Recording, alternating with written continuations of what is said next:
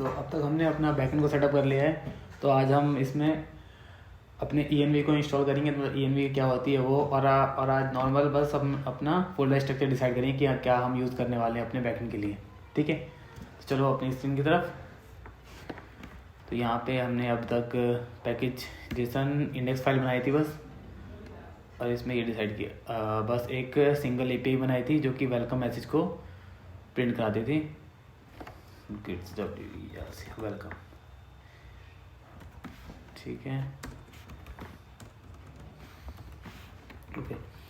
तो अब हम चलो .env का यूज़ करेंगे। तो .env क्या होती है ना, अब कुछ एक्स्ट्रा डिटेल्स या ऐसी सीक्रेट डिटेल्स होती है जो कि हम अपनी एप्लीकेशन की जो डायरेक्ट कोड में हम ऐड नहीं करना चाहते, जैसे कि डेटाबेस का URL हो गया, या कोई पेमेंट गेटवे की कोई पब्लिक या प्राइवेट कीज़ हो गई, या एनीथिंग। ठीक है, तो उसका यूज़ करते हैं। वो कैसे करते हैं, ठीक। तो सबसे पहले तो हम वो करने के लिए एक पैकेज को इंस्टॉल करना पड़ता है .env। चलो गूगल पे चलते हैं, .env npm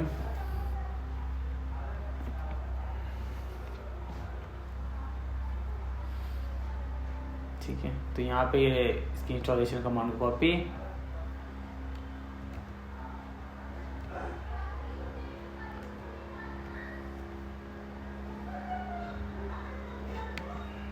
यहाँ पे राइट क्लिक,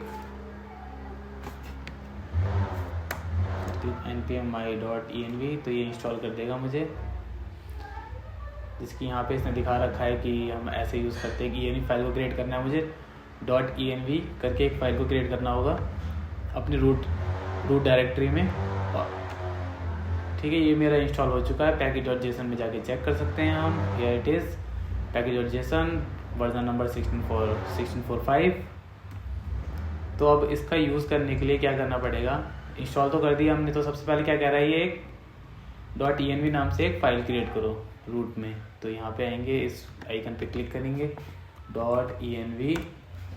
तो जो भी वेरिएबल मुझे क्रिएट करना है, इन्वायरमेंट वेरिएबल क्रिएट करना है, तो ये क्या कह रहा है, जैसे कि S3 बकेट सीक्रेट की जो भी है वो क्रिएट कर लो। अभी हम कुछ नहीं करते, अभी हम कुछ एक्सटर्नल कुछ ना डाटाबेस का URL है ना कुछ है, तो अभी हम कुछ नहीं है। तो बस यहाँ पे एक पोर्ट है, तो पोर्ट को क्रिएट कर लेते हैं। तो पोर्ट इक्वल टू में 3000। ठीक, ENV वेरिएबल क्रिएट हो गया, first step completed. And after that इसके बाद ये कह रहा है कि इसको यूज़ करना है। तो यूज़ करने का क्या तरीका है, required .env config, that's it. मुझे इंडेक्स फाइल में, क्योंकि सारी फाइल यहीं पे इंक्लूड होंगी बाद में, तो सारे राउट्स, इसलिए। तो यहाँ पे टॉप में रिक्वायर्ड .env.config यूज़ करेंगे। तो अब मेरा ये जो है, अब मैं इन्वायरमेंट ENV के जितने भी वेरिएबल्स हैं मैं अपनी एप्लीकेशन में यूज़ कर पाऊँगा, लेकिन ऐसे डायरेक्ट यूज़ नहीं कर पाऊँगा। उसके लिए एक अलग तरीका है, कैसे करना है वो यहाँ पे दिखा रखा है। कहाँ है, नीचे आ जाओ, सर्च कर लेते हैं प्रोसेस। हाँ ठीक है, जैसे कि ये दिखा रखा है process.env। जिस भी वेरिएबल ऐसे process.env करूँगा तो जितने भी लॉग्स होंगे वो सबको प्रिंट कर, जितने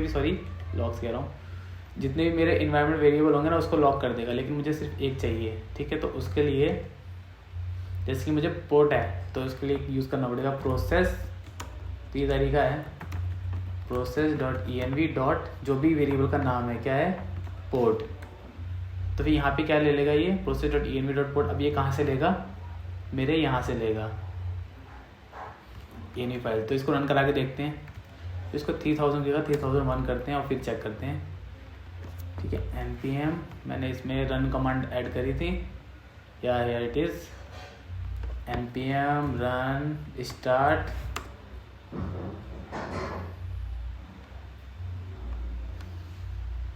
अब ये मेरा सर्वर रनिंग है पोर्ट नंबर 3000 पे। तो 3000 पे ये चलेगा नहीं, तो 3001 पे जाना पड़ेगा। तो फिर ये सक्सेस रिस्पॉन्स दे रहा है, ठीक। तो ये वर्किंग है।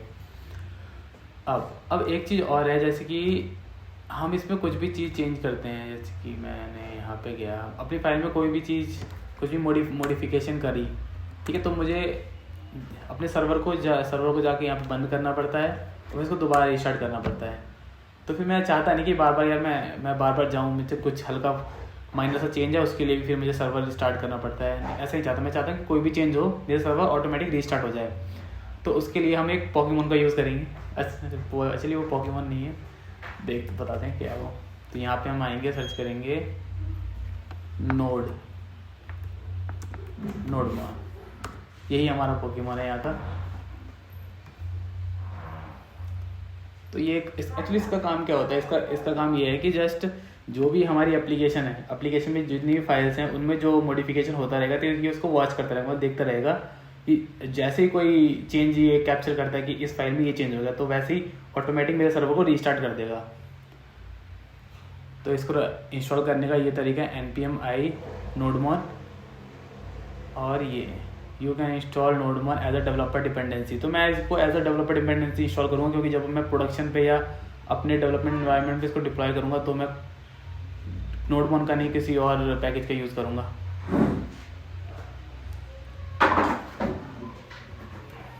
तो यहाँ से इसको simple copy, stop, right click to paste and then hit enter.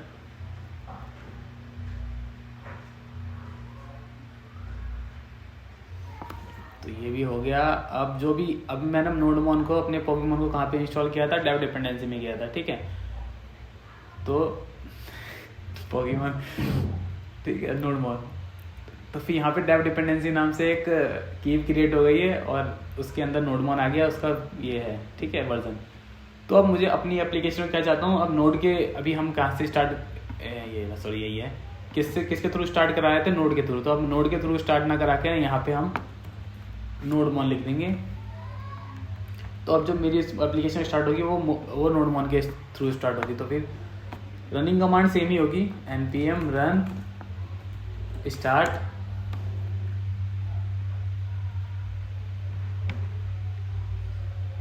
ठीक है। हाँ, मेरा अभी ये स्टार्ट हो गया। अब मैं एक चीज़ दिखाता हूँ, जैसे कि मैं इस फाइल में गया, मैंने ये एक्स्ट्रा स्पेसेस लगाए थे, इसको रिमूव किया, और मैंने जैसे ही सेव करूँगा Ctrl+S, जैसे मैंने सेव करा वैसे ये देखा, ये रीस्टार्ट हो गया मेरा नोड का सर्वर, ठीक है।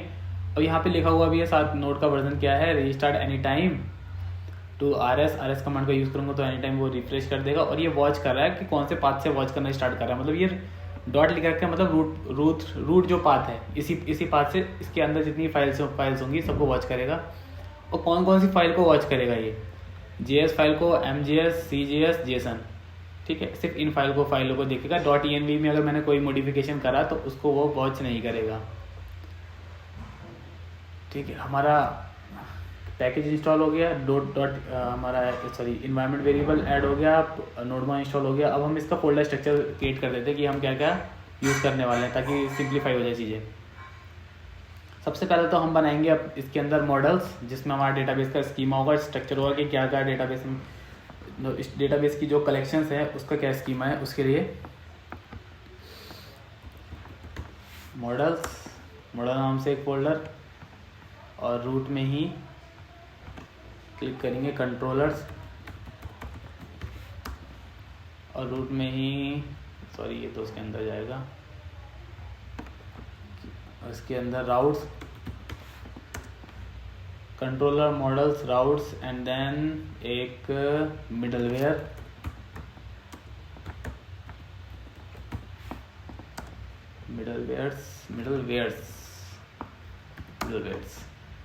and then another folder helper, that's it, ठीक है। अब इसमें हम अपने मॉडल्स क्रिएट करेंगे, middleware, helper, controllers. Next video में देखते हैं इसके अंदर अब हम क्या क्या काम करेंगे। तो हमने बस फोल्डर स्ट्रक्चर क्रिएट किया, अब इसके अंदर फाइलें क्रिएट करना स्टार्ट करेंगे मॉडल्स के अंदर, ठीक है। That's it for this video. आगे देखते हैं कौन सा पोकेमॉन आता है।